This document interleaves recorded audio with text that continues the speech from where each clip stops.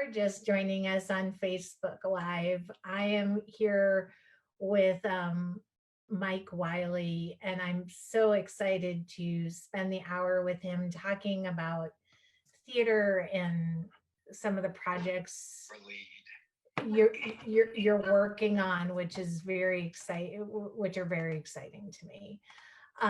If you have any questions, post them in the chat, the comment section on Facebook, and we will get to them. So, before we start, I asked you earlier before we went on, but how are you doing? How is your family doing? How are the kids doing? How's it? That's always the question. How are the kids handling it? I have an 11-year-old and 9-year-old boys, and they keep each other company. They excite each other. They play and joke and giggle, and seeing them have a fine time through this is what makes it work for us. My wife and I try and stay even keel, not panicky or whatnot. So with that, the boys are fine. We're well. We're not going out. We're social distancing. We stay within our neighborhood, within our yard. We walk through the neighborhood, yes. We run through the neighborhood, yes. But getting outside of the neighborhood only for necessary things like groceries every couple of weeks, or maybe I'll try and get a little solo fishing in, but that's about it. I think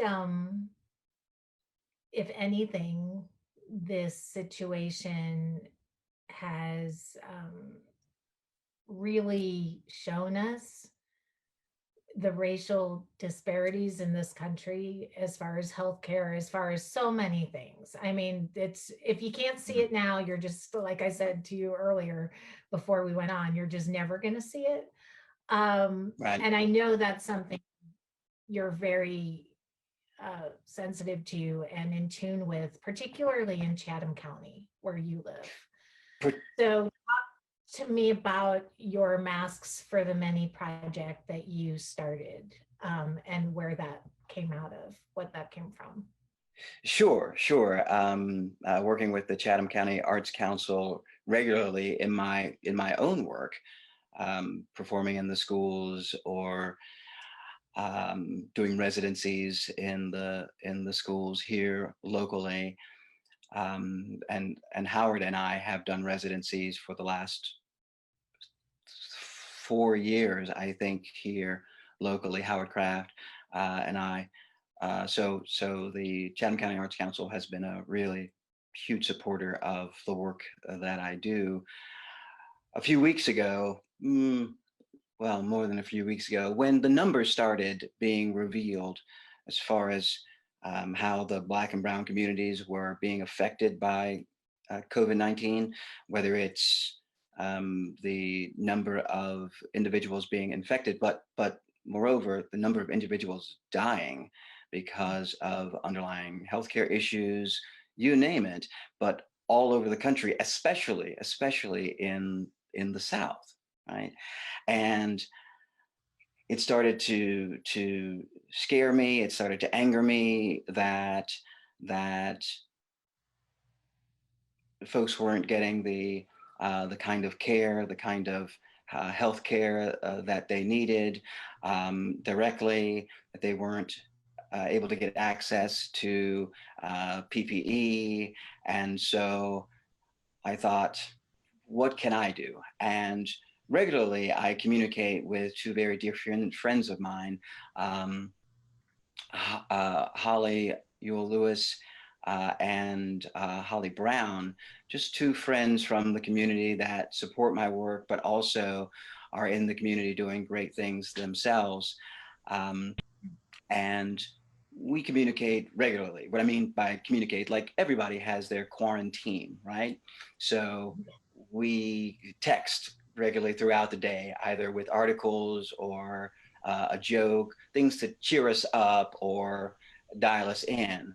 And I went to them and I said, this thing is happening nationally, regarding African Americans and folks in the Latinx community not having access to masks, not having access to PPE. And I know that I can't do something nationally, right? But how do you eat an elephant? One bite at a time.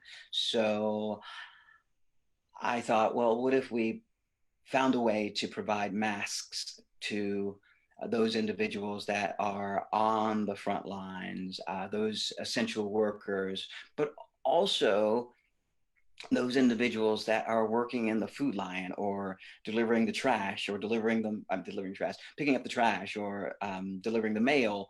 I walk into the local food line late night and I see that most of the people that are working there are Black or brown, and none of them have masks on. And I think I gotta do something about this. I gotta figure something out.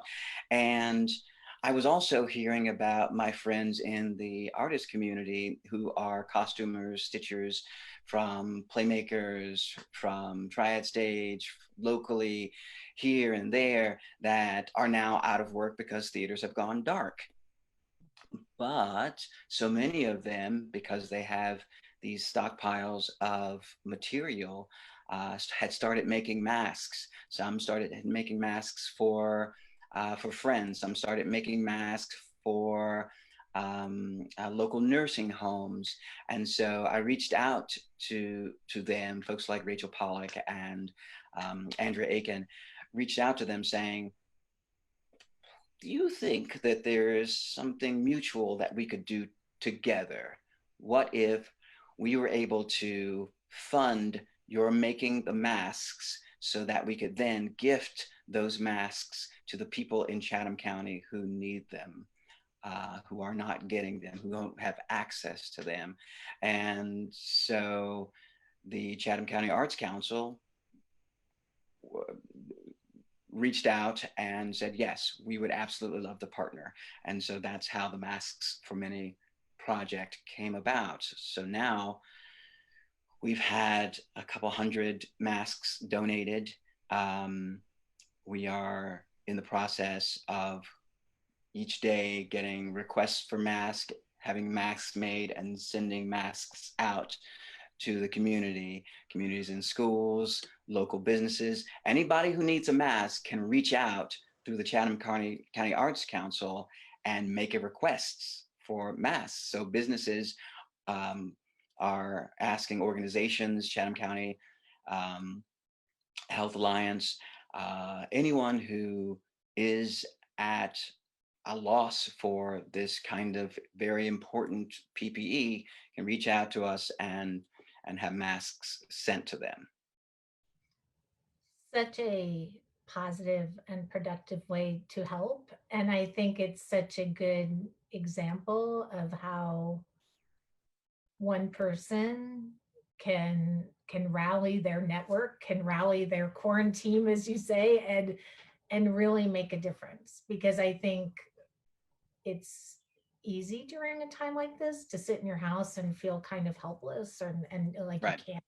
So I love that you're doing that. Well, I felt like I wasn't being creative, right? We're, and you hear that from a number of corners from folks saying, I'm having a tough time being creative. I'm having a tough time writing something. I'm having a tough time finding things that inspire me. And I was having a tough time doing the same. And when this opportunity to create a project of this kind of importance came about, I dug in and dove in, and dear friends are doing the same. Organizations and the folks that have donated money, so many folks from outside of Chatham County, as well as inside of Chatham County, but all outside of Chatham County, from other places in the country, have said the same thing. How do you eat an elephant? One bite at a time. So if I donate to this Masks for Many project in Chatham County, perhaps that'll flatten the curve and keep the um, the virus from spreading any further. We're all in this together, and we have to think of it that way. Absolutely. And as much as we are in this together, I also think, sadly, this kind of crisis, um, it brings out the best in people, like what you're talking about, but it also brings out the worst in people. Um, Absolutely. I, and I feel like we have seen an uptick in hate crimes against Asians, Asian Americans, particularly during this time. I know you're a historian. A lot of your work kind of points or deals with historical events. Why do events like this bring out the worst in people? And why does a crisis like this, does this reveal what's already there, what's kind of bubbling underneath? Does this all of a sudden make us vulnerable and give extremists or people permission to be hateful in some strange way? Well, I think it's a number of different reasons, starting with yes, I think that these things are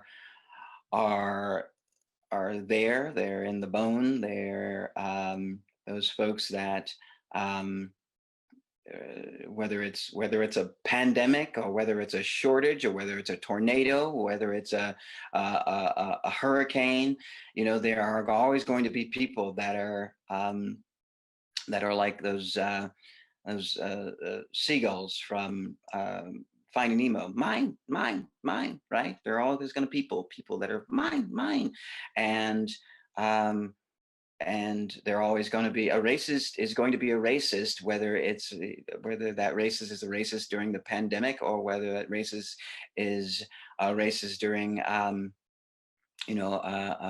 wonderfully um, great time in the world. The racist is going to be there, and racism is going to be there. Look at the lack of healthcare benefits for the mostly Black and Brown communities around the country, the lack of access. That race plays has a portion of that. Race plays into that. Um, Look at and it's hard to have hard to have this conversation and um, and not talk about Ahmaud Arbery in Georgia getting shot and killed while out on a jog. And, this the worst of times, yes, is going to bring the worst out of people. Um, and as Dr. King said, there is some good in the worst of us and some evil in the best of us. And each one of us has to fight against our worst instincts during these times. But there are some folks that gravitate towards their worst instincts, right? That embrace their worst instincts, that somehow believe that by embracing their worst instincts, they are protecting either themselves or protecting their race or protecting their family or their way of life. We see it and we continue to see it. We've seen it for in years past and historically we've seen it. A little bit ago, you and I were talking about Blood and Sign My Name and that being produced in a couple of theaters this fall. This this this this young man jogging through a neighborhood is the story of Blood and Sign My Name, right? These men shooting him for no reason out on the street because they suspected him of something, right? They execute him there in the middle of a road in broad daylight with witnesses and have not been arrested. So yes, I think the worst of times will bring out the worst in folks, but I'm a big believer in fighting against those instincts, regardless of your position in life, your privilege, where your family is situated. We must push back against our those worst instincts, and we must push back against those individuals who are so willing to embrace their worst instincts. Mm. And there is so much, I think you mentioned Ahmad, our Breeze. He's on everyone's heart right now because tomorrow would be his birthday. Mhm. And he was actually killed on my son's birthday. And so it strikes a chord with me because my son's not much younger than he was. I mean, he was only 25 years old. Um, I I asked this of Vivian Benish last year, but I want to ask you, what role does theater have in educating the public and bringing the community together? Vivian said, maybe not bringing the community together and healing, but riling the community up is what theater's role is in this kind of conversation. So, what role does theater play in educating us and um, sparking conversation? I think that it is both. I think that um, it's it's riling people up, but also inspiring hope. And I try and do both things at the same time in my solo performances as well as the ensemble work that I've written. I try and rile people up by showing them historic events, but also it is my hope that by seeing those historic events, they also see themselves in the present. They see how those historic events are being either mimicked or repeated um, currently. And by showing them that, it riles them up.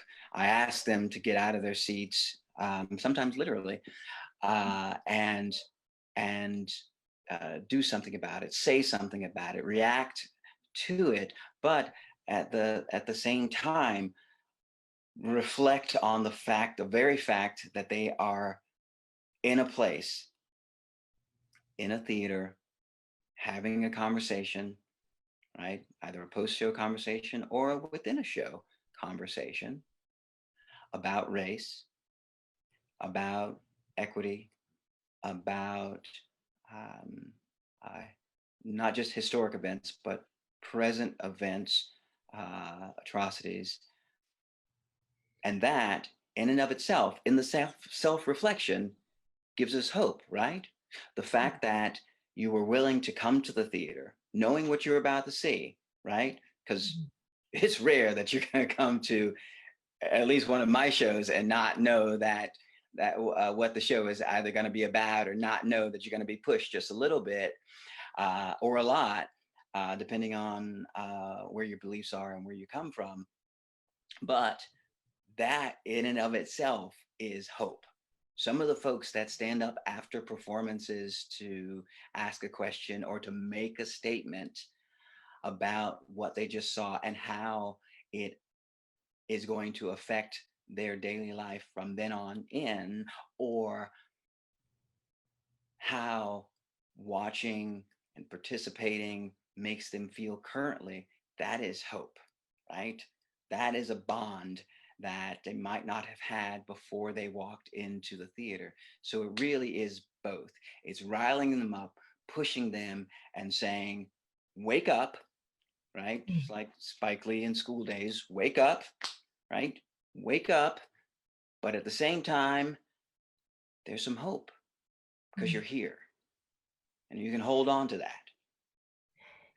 And the reaction and the speaking out that you're talking about, because we're in this weird time of social distancing where we all have to be physically distanced from each other. One thing I saw in your social media account was you saw some hate speech. I don't know where it was, on the side of a building, on the side of a mailbox. I don't know where you saw it, but you covered Yeah, it up with postage stamps. And I kind of love that because it's little, it doesn't have to be protesting in the right. streets. it's just an act. It's one little act, right? That's one little act. And what you're talking about is that um, locally. Well, let me give you a little backstory um, for those folks who either don't live in the Triangle or don't know what happened, and to an extent what is happening here in Chatham County. And that is like a number of other counties in the South, in North Carolina, there was a, a statue, a statue dedicated to the Civil War veterans of the South, right? So there's a rebel statue in the center of town, and the very brave Chatham County commissioners um, voted to remove it, or rather, voted to give it back to the Daughters of the Confederacy that put it there. And once word got out, and a lot of folks came from outside of the county. A lot of white supremacists came from outside of the county with their giant flags and their giant, rebel flags, and um, some folks in costume would stand around outside the statue or on either side of the road it became, and they would protest. They would protest the removal of the statue. It became a thing for quite a while throughout the summer into the fall. And again, the very brave Chatham County commissioners, the majority of them said, this is not who we are. This is not what represents us. Mhm. And it was removed. It was removed, and it had been there for years and years and years, like the other statues around the South. It was removed, like Silent Sam, removed, and uh, so those same folks that were around with the flags and so on and so forth, they all have ties in other white supremacist groups that are now on the rise, not just the Klan, right? We're talking about organizations that have snazzy websites that are recruiting young white boys, young Mhm. white men by saying, you want your country back, you want things to go back to, join us, blah, blah, blah. And so they put these stickers, right? They put these stickers here and there and around the community. And I came across a couple of them last week as I was just, going around the community looking at folks that needed masks, right? I was just basically out doing research to figure out, okay, who needs masks in this community? Mhm. And I just happened to come across those stickers, and I'm a big believer in, if you see hate, do something about it, right? Mhm. If it's somebody saying something, if somebody doing something, even if it's just a sticker in which I saw, do something about it. And I thought, oh man, what am I going to do? I need to, and I realized in my car I had these Marvin Gaye stamps, and so I just grabbed those Marvin Gaye stamps and put them over those white supremacist stickers. And and I've seen other people do it, other people in the community. So I was inspired by them, other folks in the community that are working against this hate as well. I thought, I'm just gonna put these stamps over it. Those other folks may have had stickers or whatever, but I have these stamps, and that's what I'm gonna do. So you see hate, stomp it out. And on Facebook, Lisa said that this kind of thing makes her realize that she can't watch from the sidelines. We have to take action with our feet, voting, writing checks to appropriate advocacy groups if we can. But I love that example of what you just gave because it's small acts. It's not, you don't have to sit on the sidelines and wait to do something big. You can do something small. That's and I feel I feel that to my core. I gravitate from that. That is, small acts. You don't have to. Everybody is not built to march, right? Everybody's not built to protest. Everybody doesn't have the money to give to the ACLU, to give to the NAACP, to give to whomever, right? But everybody can do something. Everybody has something. Those folks that march might not have the money to be able to give to an organization. Those people that give to an organization might not have the ability to march. That's a I point. always say that what I do, through my art, through theater, through my voice in the community, that's what I do. There's a really funny story. I mean, I think it's funny. Uh, after Shortly after we premiered Blood Done Sign My Name uh, in 2008, um, I was traveling the country doing my Emmett Till play, right? I was traveling the country doing Darky. And I remember that I was about to leave leave Mississippi after doing it in Mississippi. And I got I think it was a text from Tim Tyson, and at that point we had known each other for a couple of years, working on Blood and Sign My Name, and he said, "There's a Klan march, that's going to be happening," and it was somewhere locally in North Carolina. And he said, "There's a Klan march that's going to be happening, and me and some other people, we're going to go and we're going to counter protest." Now, at that point, I had a newborn at home, our first, and I remember saying to him through text, "Wait, let me get this straight. There's a Klan march happening, and you're gonna go and counter protest." And he's like, "Yes, you should come with us."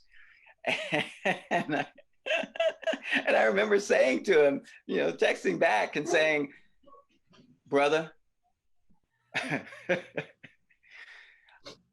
you may go and counter protest those Klansmen, and I will write all about it." So that was my reaction at that time to going and counter protesting a Klan march. Was I will sing your praises, and I will write about it, and I will make a play specifically about that time Tim Tyson went to counter protest some Klansmen. But for me at that time, nowadays I do it. Back then, I'm just going to write about it. I'll write about it. I'm not going to actually go and stand across from some Klansmen who might have any number of weapons or whatever.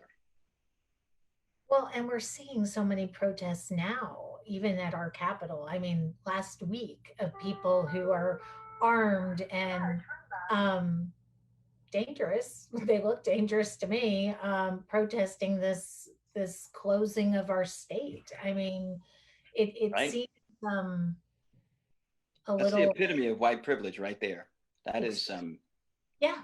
that is some white privilege to be able um, to do what some of those folks are doing, armed, Kevlar on, no masks in many situations.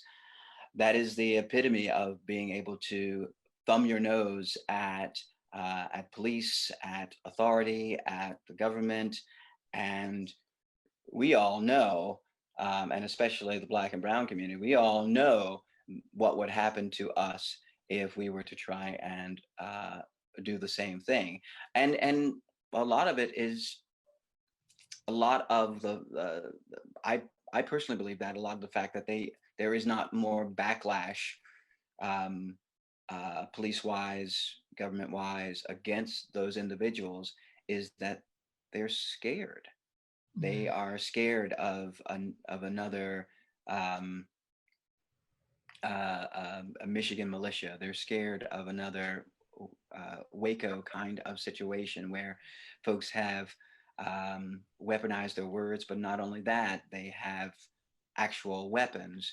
And once one is killed or injured, they become a martyr for the rest of them across the country. And so they know that they're using that fear, right? They're using that fear as a weapon, and um, and we must fight back against that.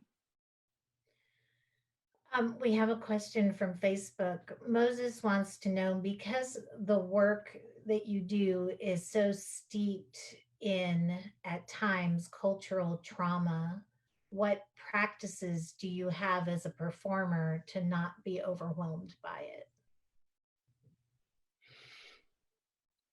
That's a great question, and thank you for that question. Is that Moses Alexander Green? Yes. He's the man. He's the man. Uh, much love, Moses. For me, um,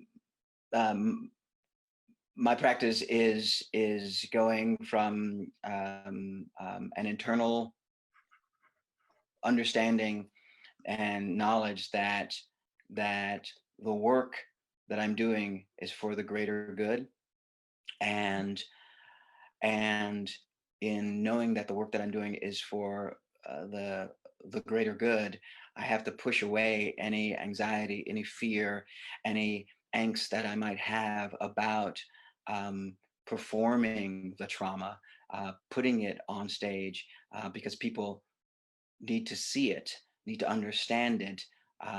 As we were talking about earlier, need to be riled up to Mhm. be able to then look within themselves to see what their own self prejudices are, their own fears.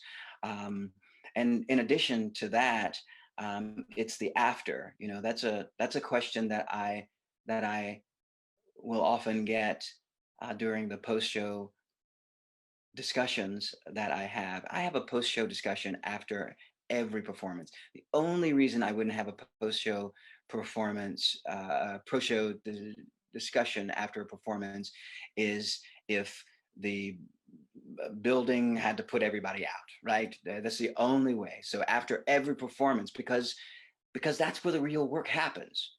Mhm.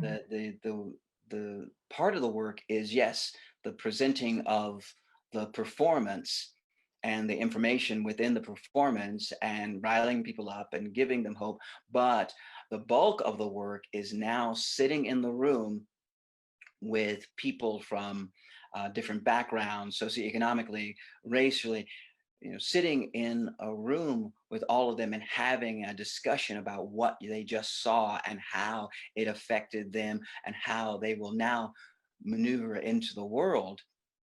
So being able to do that is my therapy, right? After playing some of the worst of us on stage, I then get to have conversations with the best of us. I then have conversations and discussions about you name it. It goes from we talk about race to the process of putting this on stage, but all of it is a coping mechanism for me. It's how I'm able to shake off the the Roy Bryants of the world, the men who killed Emmett Till. That's how I'm able to shake it off, is by then having a true connection with the audience afterwards. Um, Early on in this pandemic, and I want to say it was maybe the first week that we all went into quarantine. Hmm. Natasha Jackson and I had a really interesting conversation and talked about how she felt the African American community might be able to better cope with a crisis like this because, historically speaking, they have been facing crisis after crisis after crisis throughout history, more so than their white or privileged counterparts.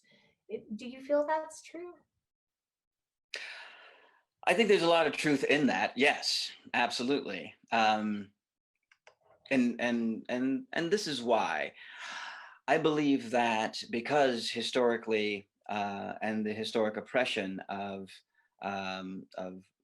Black people in this country, we are able to face these kinds of things, these kinds of dangers. You know, it goes back to last week or the week before last, when the the governor of Georgia decided he was going to open up the state, and and many of the Black folks, um, and throughout social media, were saying, or posting memes saying, keep your butt at home, right? What did mom say? Keep your butt at home. Because we all know, we have a certain kind of understanding when it comes to, um, the things that, that the man that, or the white folks or the government wants you to do, often are not in the best interest of Black folks. So there's that, right? There's that understanding, throughout the community, that, you know what, if they're saying everything is fine, while at the same time, yeah, we used to call it, talking out of your neck, right? Or talking out of two sides of your neck, or whatever. That's what's happening there when you get the governor of Georgia saying, everything's fine, go on back to work, go on back to the beautician, go on back to the nail salon. Oh, but we're not going to have tours through the governor's mansion. No, no, no, we're not going to have. We don't want people inside. We don't. He's talking out of two sides of his neck, right? And so we, as a community, know when we hear that and we see that, right? They don't have our best interest in mind, uh, at all. And not only that, you know, early on, when it came to, okay, how do we batten down the hatches, right? How do we protect ourselves? How do we stay home? How do we, feed our families, um, when we're losing money from not being able to At to work. work?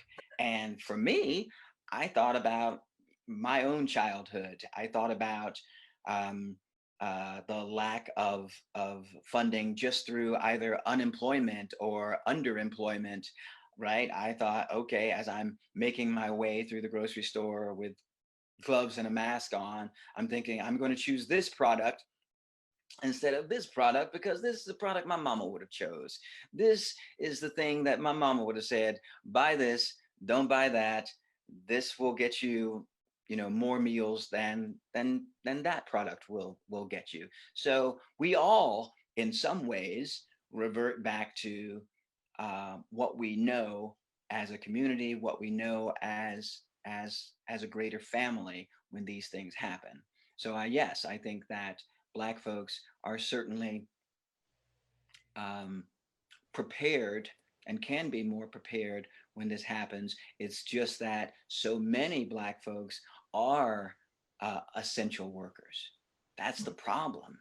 Is that so many Black folks are out there on the front lines and being, affected, and without, the proper PPE, that they are dying because they have lack of access to those things, but they also have lack of access to the basic health care that, uh, that folks within the, within the country, white folks, more often than not, have access to.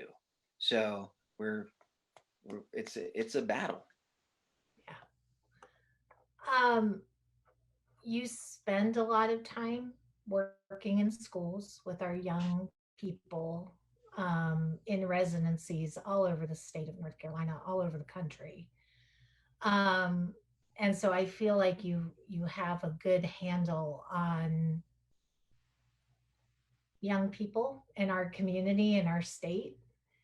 How do you feel that our youth are doing through this pandemic? Because I know, I've got young people in my house, you've got young people in your house, and I think they seem to be coping well, but I wonder what some of the long-term effects of this are going to be for them. So how do you feel that our young people are doing working with young people in so much of your work?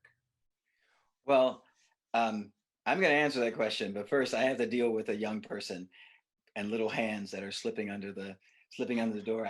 There's a note, a note just got slipped under the door that says, if I can read it correctly, it says, "Food, snack, hungry." Food, snack, hungry. Yes, fix yourself a snack, please. Sure. No, no, you can't make it. Sorry. No, you can't make a quesadilla. Just get a snack and I'll make you lunch afterwards. That's homeschooling right there. That's Right, what that is. that's real life right there. Right? It's totally it. Oh wait, let me show you. But what I love about this note is how direct it is. Like, don't you It's all love that it's just it's not even, it's just food, snack, hungry. so I so love yeah. Wiley. And then when I didn't answer in the proper amount of time, another note with an arrow pointing to the other note slipped under the door. I love So to answer your question though regarding the youth around the state, on the one hand, I I do believe that young people are resilient, right? Young people are resilient. They will remember this for the rest of their lives in the way that those of us who remember 9/11, those folks who remember JFK, those folks who remember MLK, those folks who remember the Oklahoma City bombing, they will remember this globally. But at the same time, I think that even in that resilience, having spanned not just the state but the country and been in schools that are the poorest of the poor, right? The poorest of the poor, and those schools who are extremely wealthy. I believe that what this pandemic is showing us and will show us for years to come is the lack of equity in schools. It is going to show us uh, that there are young people out there that don't have access to computers, regardless of how many computers a school gives out. A school can give out umpteen thousand computers, but if a young person doesn't have someone at home showing them how to use that computer, or even cares to show them how to use that computer, if they live so rural that they don't have the internet, that they don't have access um, to things that we as a society that live less rural are starting to take for granted. If they don't have access to those things, we are going to see the lack of inequity. We are going to see on a national level these students that aren't able to show up to Zoom classes, aren't able to show up to Google Hangout classes because they don't have access to it, or they don't have the money, or they're living in a home where perhaps there is abuse, or they're living in a home where an older person said, "They gave you that computer for free? I'm gonna take it," right? So we are going to see the gap, and the gap is going to get larger and larger and larger unless we do something about it, unless we acknowledge it, but not only acknowledge it, we figure out a way to bridge that gap. Mm. Um, I agree. I I don't know if you and I've talked about this, but my friend Sini and I were just talking about a few weeks ago. Um, we had both participated in this class that the YWCA had offered called study circles, and it talked about bridging the achievement gap in our schools, and it was such a powerful impactful program for the people involved in it. And this was several years ago when everything was kind of operating on as normal. So I wonder, I think about that achievement gap now and how much greater it's going to be when this is all done, and as we navigate this. See, it's those kinds of circles, right? Groups that are important, that are in fact um, educating people um, who might not have known about the inequities, who might not have known about the books that are out there about race and the history of racism in Mhm. America, right? Um, a little while ago, you were asking me about the trip that I take to Montgomery, taking a large group of individuals who want to travel down to Montgomery and see the Peace and Justice Memorial, who want to walk across the Edmund Pettus Bridge, but not only that, who actually want to not just learn about race and racism in the country, but actually come out on the other side of a 4-day trip, having changed as a person, right? Having found a way to talk about race, to accept that there is racism, to accept that they might be um, racist themselves, right?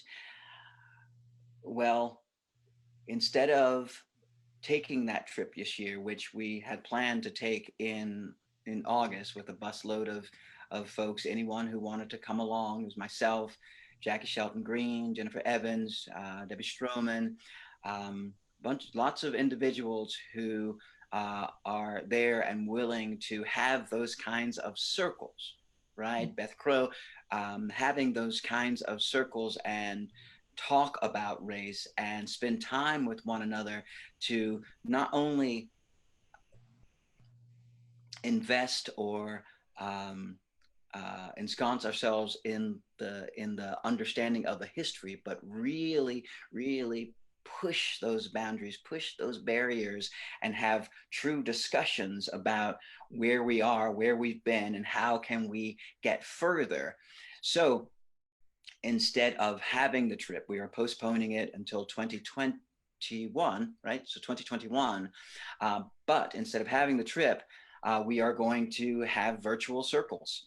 We are going to invite folks that are interested in going to Montgomery, interested in learning about race and race equity in this country, in their communities, having them virtually weekly or bi-weekly or once a month, read books with us, have conversations with us through Zoom or Google Hangout, being able to look at their faces and have conversations, tough conversations that we would have had in Montgomery, but just in a compact way. This will give us the opportunity to have months of discussion, months of individuals, authors who have written books about race to speak with us, to talk with us as a group, folks that might not know that they're ready to go and visit that Peace and Justice Memorial, colloquially called the Lynching Memorial, but visit that Peace and Justice Memorial. Folks that might not know whether they're ready for that, but are ready to circle up virtually and talk about these things. So that's what we're going to do. It's those kinds of circles. It's those kinds of of groups gathering of folks from different backgrounds, again, different races, to really have those hard discussions. That's what I want to do. I love that. And so, can people just follow you on social media to find out more about that? Because I think Absolutely. it's an incredible opportunity. Absolutely. Just follow on Facebook and find out about those things. And I will put the links to your Facebook page and then to your website as well when I post the video, the later after we're done. Um, so much of your work is done as a one man show or as a two-man show. I know you travel around with Howard a lot. We talked about traveling or you traveling around with Mary. Um, is that what the future of theater looks like? Is that what performance is going to look like for the indefinite future? And as a creator, it seems like you're well positioned for that. But I guess as creators, do we have to reimagine the stories we tell in a solo version or a two-man version versus these large ensemble pieces? Well, well, I kind of always imagine things as a solo play. I don't know why that. That's just that's the way I'm wired. And so I always imagine work as solo and what it would be like to do it as an individual, as opposed to an ensemble. So with that, I do believe that theaters are going to have to start to think in that way, because large ensemble plays, even smaller, 4, 5 person productions, we might have some trouble being able to produce those kinds of works, because folks being on stage close to one another, um, physically, is sadly, I think, a thing of the past for now. I think in the coming months, perhaps even in the next year, it's going to be hard to um, to do a production that has a number of people in one place being physically close at any given time, unless those folks have been working together for what, a month, and Oh, but at, a while. But at the same time, you have to know where those people are going as well, and where their loved ones are going that are coming into contact with them. It's those old high school videos, right? So and so is with one person, is also with this person, is also with this person, is also with this person, right? So I think we do have to look at either solo or two-handers, and even those two people have to know exactly where they've been, right? They have to they have to quarantine properly is what they need to do. And and I think for myself, it's, yes, it's helpful to be a solo artist, but even that is up in the air. Most of my performances from this spring um, have been postponed until the fall. So my fall schedule is fairly packed. Like I said, a run of Blood and Sign My Name at Temple Theater, and then a run of either Blood and Sign My Name or One Noble Journey at NC Stage in Asheville, and then single or double performances throughout the state and country into the fall, into December. And and for me, that means I've got to figure out what what travel is going to be like, what hotel stays could be like. You know, folks have offered, their family or guest homes in different areas, to say, hey, if you don't want to stay in a hotel, our family has a home in this particular town. So that's really great. Um, but I worry about those production companies who have ensembles that they need to house, or just ensembles that they need to put up. How do you do that? How do you even seat a theater? There are diagrams floating around as to how to seat a theater now, with audience restrictions. People sitting 6 feet apart, but will people feel comfortable sitting even in an enclosed area with air conditioning or heating units going? Will people feel comfortable? Will they all wear masks? Um, I would probably say, hey, I'll perform outside if it makes us all feel more comfortable. I'll perform in an amphitheater with with proper speakers. If it makes everyone feel a higher degree of safety. Absolutely. Excuse me one second. Excuse me. We're nearing the end of our hour, but one thing we talked about, you said to me the last time we spoke, was about how your grandmother had this saying, nothing beats a failure but a try. I Mhm. never forgot it. I don't have to look it up because I never forgot Grandma Wiley's saying, because I love that. My question to you is, is she still around, and what would she be saying, or what is she saying She is still around. in this Uh, crisis? uh, she uh, she is 94. 94? Yeah, 94. She lives in Virginia. She has an apartment in a retirement community. And so she's still around. Only one person visits her a day, and it's always the same person, my aunt. So she's still around. And and in all honesty, the when we spoke last, she said, Trump is an idiot, is what she said. That's what she said. She said, and I said to her, I said, well, maybe he'll get COVID and then we'll have Mike Pence. And she said, oh, he's even worse. So, she, she, I mean, not, just that's how I speak with her, and she speaks with me. She never pulls any punches, and I love that about her.